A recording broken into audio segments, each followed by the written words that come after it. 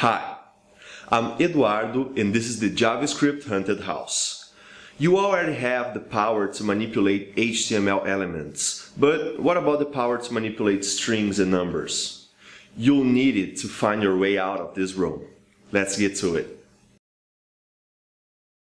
JavaScript has different methods that allows us to manipulate any kind of variable.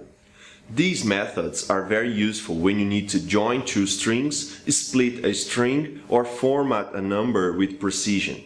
Let's start with the string methods. Let's start with the char_add method. When called, it returns the character at the position requested as a parameter. For example, if we declare a myString variable with the value haunted house and we request the character at position 6, the result will be D. Remember that the count starts at 0. The concat method concatenates two strings, creating a longer one.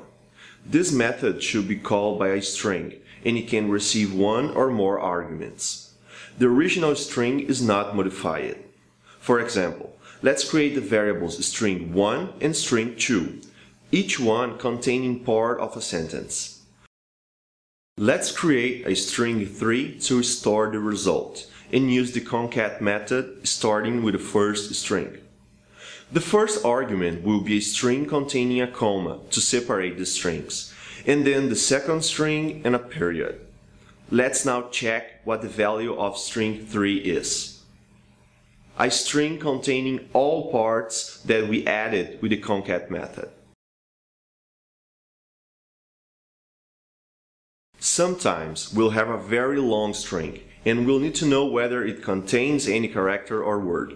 For this, we can use two very cool methods, the indexOf and lastIndexOf. The indexOf takes one parameter, which is the character or substring we want to search, and verifies if that exists inside the string. If so, it returns the index of its position. If the string doesn't contain the searched value, it returns -1. A second argument can be provided to indicate the position at which the search should begin. Let's use the same string of the previous example, and with the help of console.log, check the position of the character C. The result is 2. If we try the word get, the result is 34, which means that the substring get starts at the position 34 of the string. If we pass as an argument a substring or character that does not exist in the string, the result is -1. If we pass a substring that appears twice in the string, the index will show the first occurrence. If we pass the same substring, but asking the search to start at index 10, after the first occurrence, the result will be obviously the second occurrence, in this case the index 19. The lastIndexOf, as the name suggests, performs the same operation as indexOf, but returns the last occurrence of the search. If we look for the letter E, for example, the return will be 35. Note that it appears multiple times in our string, but the returned index is the last occurrence.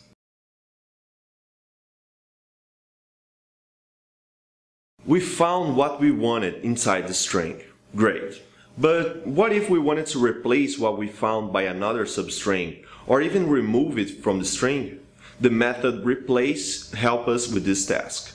It takes two parameters, the first one which is the character or substring we want to find, and the second one which is what should be put in the place of the first when found.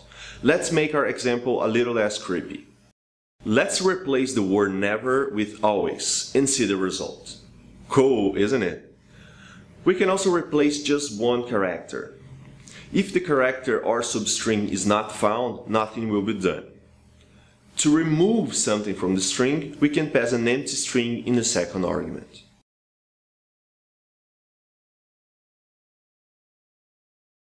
Moving on, we can cut a string defining the start index and the end index with the slice method. This method returns a substring based on the arguments. Let's take this string as example and slice it between the positions 0 and 10. We have as return the string this house.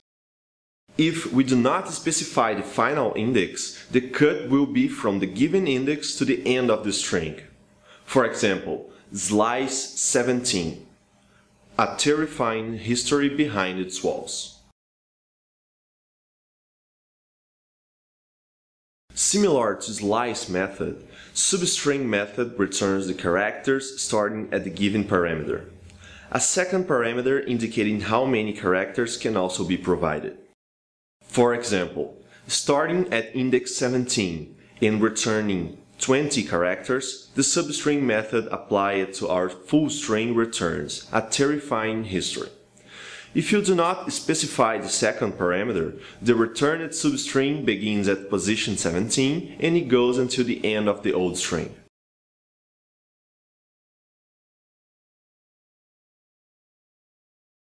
To finish our introduction to string methods, uppercase and lowercase handling couldn't be left out. The to lowercase and to uppercase methods allows us to transform strings according to our needs. Both methods return a string with all characters transformed. In this example, the string JavaScript Haunted House is awesome is being transformed to lowercase and then to uppercase. Here's a bonus tip, the length property. Length is not a method, but a string's property, which allows us to know the number of characters in a string.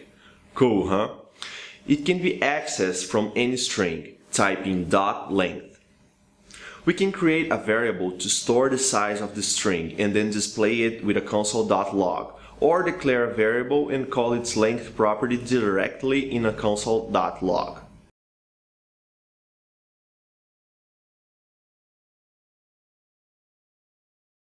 Time to move on and take a look at our inventory.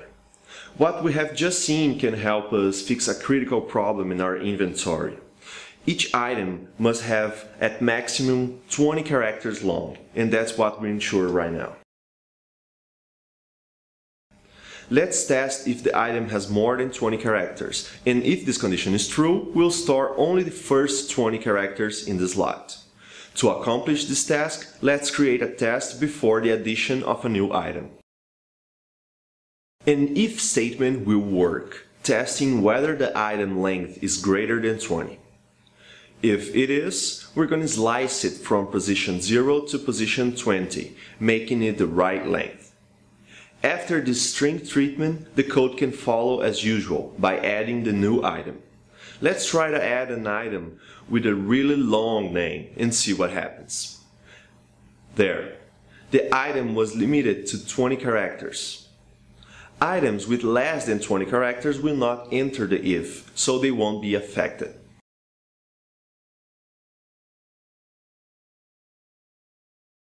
We modified only strings so far, and it's time to see what we can do with other types. First, let's learn how to convert types of variables. If we have a string with a numeric value, for example, we can use the number method to turn it into a number. To print out what the variable type is, we can use typeOf, which returns the type of the variable passed as an argument. As we declare it A with quotation marks, it is a string. If we assign its own value to it with the number method, it becomes a number, with the properties and methods of that type. We can also go the other way, turning a number into a string, with a slightly different syntax. This time we call the toString method with a number, which will return us a string. We can test it again with typeOf and see the results.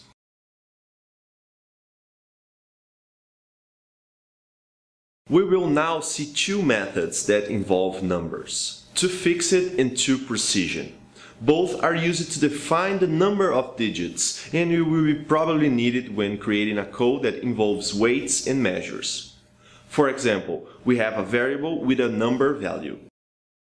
We will show in the console its original value, and once again using the method toFixit. It adjusts the decimal digits according to the argument received. If we write number dot to fix it 2, we can see that the variable has now only 2 decimal digits. If we write to fix it without arguments, JavaScript understands it as a 0 and will remove everything after the decimal point. On the other hand, if we type number to precision, we'll be defining the total number of digits, not only after the decimal point. We can define that the total length of the number will be 5, 4, 3, and so on. If the specified number of digits is less than the number length, a scientific notation is used.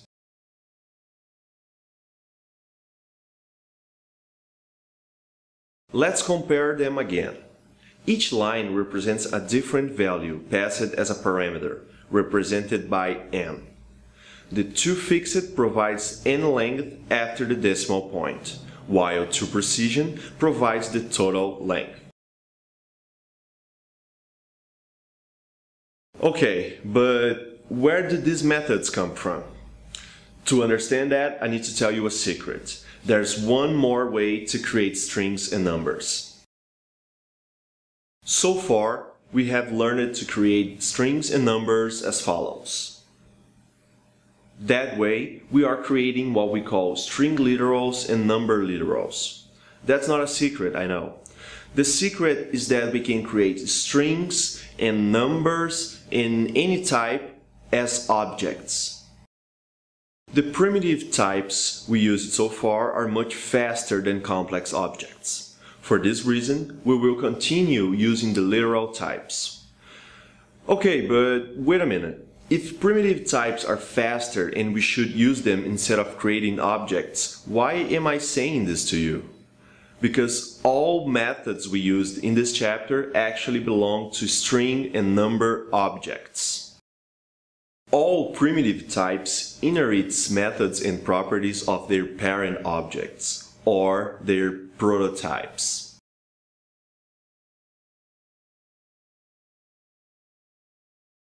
You've just learned a very important skill for this adventure, and now you're ready to move on.